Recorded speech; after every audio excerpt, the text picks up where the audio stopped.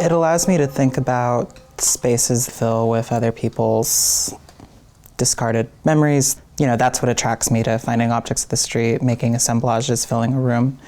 When I started painting, I was able to work with my own trash. So allowing myself to explore this garbage allowed me to kind of reconnect with myself after, you know, again, it's pretty recent. I'm young and I've just started working within art around 3 years ago, 4 years ago almost now.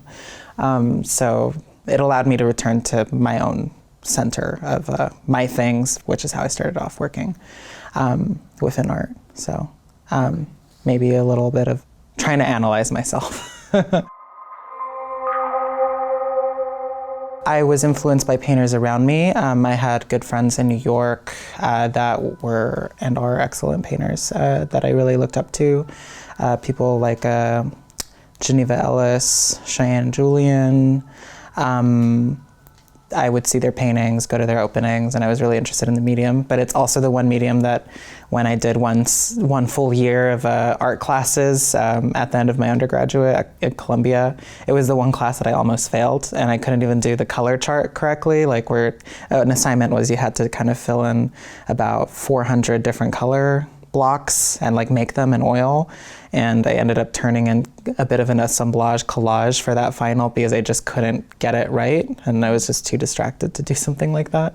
So it felt like something I always wanted to tackle eventually. And then I got around to it again 2 years later and got a studio for painting. It was also about logistics and access. You know, I didn't have too much money at the time to rent a studio. So what I could get was best fitted to oil paint. Unfortunately, the first time that I started painting in oil, I was painting on wooden plywood slabs.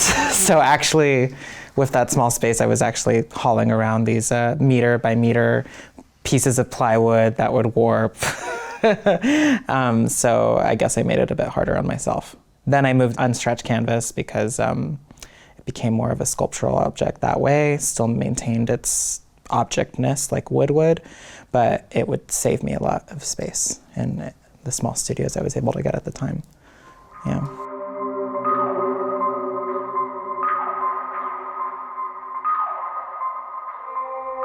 I basically learned how to paint by trying to do the painting one time, working from a photo on my phone, and then trying to do it again, and then trying to do it again, and just keep trying to do it and expand it.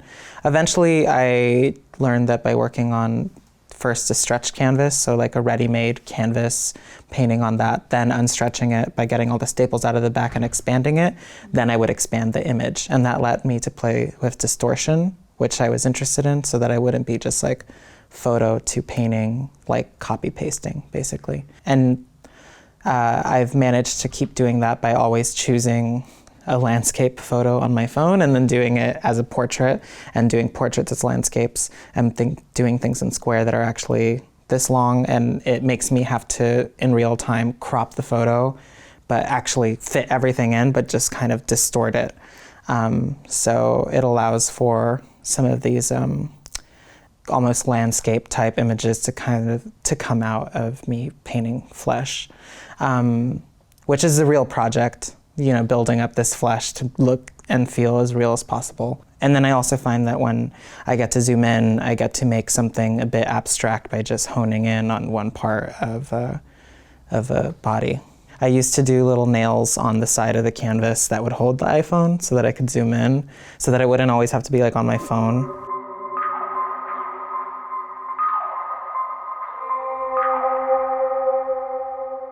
I would say no, because these images are from a specific time period. I was kind of a psycho back then and not really good at interpersonal relationships or like emotional intelligence or anything. So I projected a lot onto people that I was dating. So then I would take these photos pretty casually as kind of like memories of these engagements that I didn't know if they were going to continue or not. They're more reflections on like my like charged emotional state. And I try and bring that across in the painting, which I think works for people. Like they sense that. Those I find harder to do because when I was taking the photos in college, I didn't ever think that I was going to paint them because I wasn't painting at the time. They were like for me to look at, or they were like moody Instagram images. I was thinking in that way.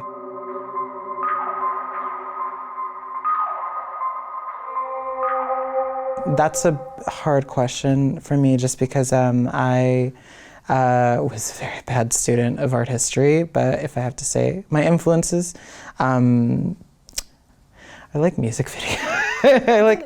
I was always influenced by horror movies as a kid and trailers for horror movies, specifically when they were like fast cut. I still see those as a way that I try and work, and like when I'm in the studio and like how I imagine presenting and constructing work is still kind of within that, because horror is this thing that's kind of like, it's like low media, or it's like considered that, and like you go see it for like a cheap thrill, depending on what it is. But just because my mom exposed me to those really young, I grew up loving them, and I guess that's the kind of the closest thing that I had to like a real understanding of like art.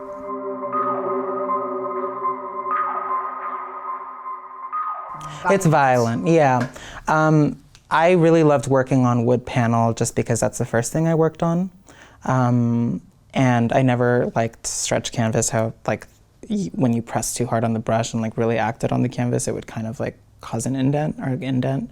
So I liked working on something that I could really thrust myself into. So the reason that I started pulling them off initially was also kind of a reminder of when I was working with wood, I was always having to like kind of move them and stack them, and it was very physical, pretty heavy and like all these things usually. So the act of like pulling the staples off of the back of a canvas and doing it one by one, back when I didn't have like the proper machine for it, was always a bit part of the work and how I would treat, it made the canvases like not precious and allowed me to really be a bit rough with them in a way that felt more like my sculpture and let me activate it like more of my sculpture. Right now, I've just started working with a bit more color and like in a bit of a larger scale. I just did a whole series of myself very recently that were like auto portraits, like new ones, but I casted myself as like a victim in like a horror movie, so there was like a lot of blood and gore, and I made this Halloween maze in Zurich because they don't really have Halloween mazes in Switzerland, so I made one for my friends full of like bloody drawings of fake blood on bed sheets, kind of fake grass, these like naked bodies like in this like grass with like blood stains everywhere. And then recently I made a body of paintings that were much larger, used a lot more color, and I think the figuration's gone up because I've gotten more confident with painting and my stroke. And this time, none of them were auto portraits, they were all of other people. I guess the last time I really did a series that was kind of a balance of other people and myself and other people was for these paintings in 2019. That part of them are, this part of the series is here at Pinel. At the Bourse. Mm-hmm.